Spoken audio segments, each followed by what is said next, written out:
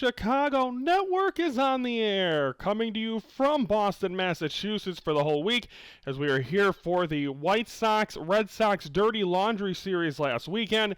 I am Ryan Yanishadis. Welcome. And today it's time to focus on the Northwestern Wildcats, which might be something you might not want to focus on after what we saw in that ball game on Friday. And first off, my first apology. My first show talking Northwestern, I'm telling you I'm trying to learn things with this team, and after not following them for a few years, I should have also learned their schedule. I kept saying it was Saturday they were playing, and then I found out Friday afternoon that it was a Friday night game at their field against Duke. So now let's talk a little bit about this game. Early on, Mike Wright had a couple of interceptions, and it just seems like when he's throwing the football, at least what I'm seeing, he's trying to do them passes like Patrick Mahomes, and they just were not connecting. He had a couple of crucial plays, a couple of picks, a couple of times where he wasn't landing his throws to his receiver, so I think that's a problem right there. After seeing some potential with him against Miami, then to see him how he played against Duke, that was worrisome. And also, high props to the Duke defense. They stopped him. They also stopped Cam Porter at times, the running back, but it was just not enough for Northwestern to be able to keep going. But we thought they were going to get going. Then, later in that game, when they had a chance to tie the game, Duke, Todd Polino missed the field goal to tie the game.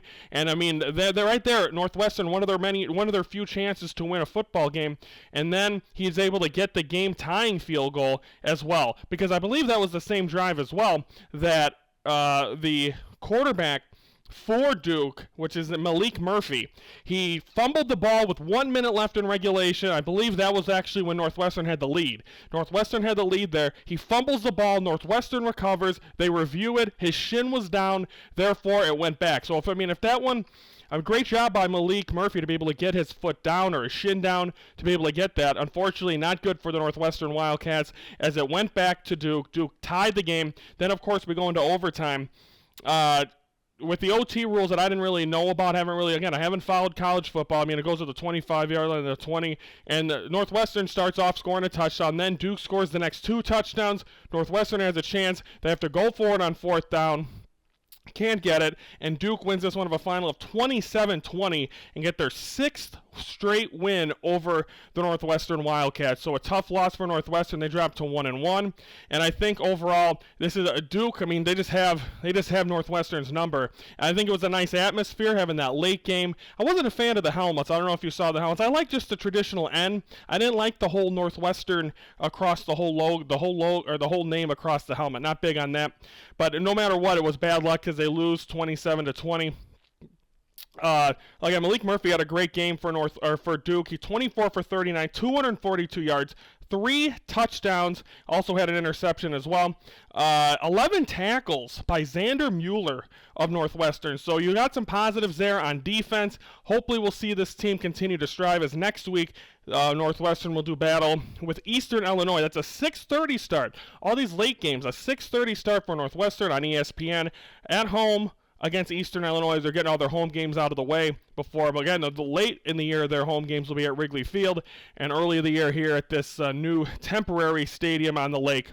So Northwestern loses a tough one. They go to 1-1. They lose 27-20 to Duke. Get ready for Eastern Illinois coming up on Saturday. It's Saturday. Check the schedule, guys. It's not Friday.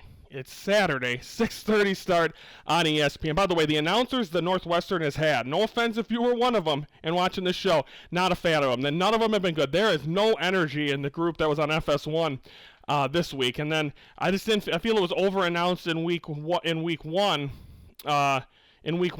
on Big Ten, and then FS1 had this one, so not a fan. So hopefully some good announcers will have it on ESPN. If you're a DirecTV subscriber, you might not even get this game, so I don't know what the hell I'm going to do, so we'll figure that out as well. So Northwestern loses 27-20 to Duke. They're 1-1 on the season, and they'll welcome in Eastern Illinois coming up at 6:30 Central on ESPN next Saturday. So that'll do it for us. We'll have a preview for tomorrow. We're going to be focusing on the Chicago Bears, previewing their Week 2 matchup against C.J. Stroud and the Houston Texans. I am Ryan Yanishadis from Boston all week, telling you this is the Hello Chicago Network. But before I finish that, let me know what you think of the Northwestern Wildcats. Comment. Like the video that you're seeing if you enjoyed it. And if you don't, dislike it. Do what you ever do. Just give a reaction. And also let us know what you think of Northwestern's tough loss as well. and see, do they still have a chance? Because the announcer said whoever loses this game, odds are, will not see a bowl game. So will Northwestern not see a bowl game? They got hot at the end of last year, remember. So that'll do it for us. Comment, share, subscribe, or not share, comment, like, subscribe. I'm getting used to that here on YouTube. That'll do it for me. I'm Ryan Yanostratus for the Hello Chicago Network from Boston, Massachusetts. And this is the Hello Chicago Network, when we are the focus of Chicago sports.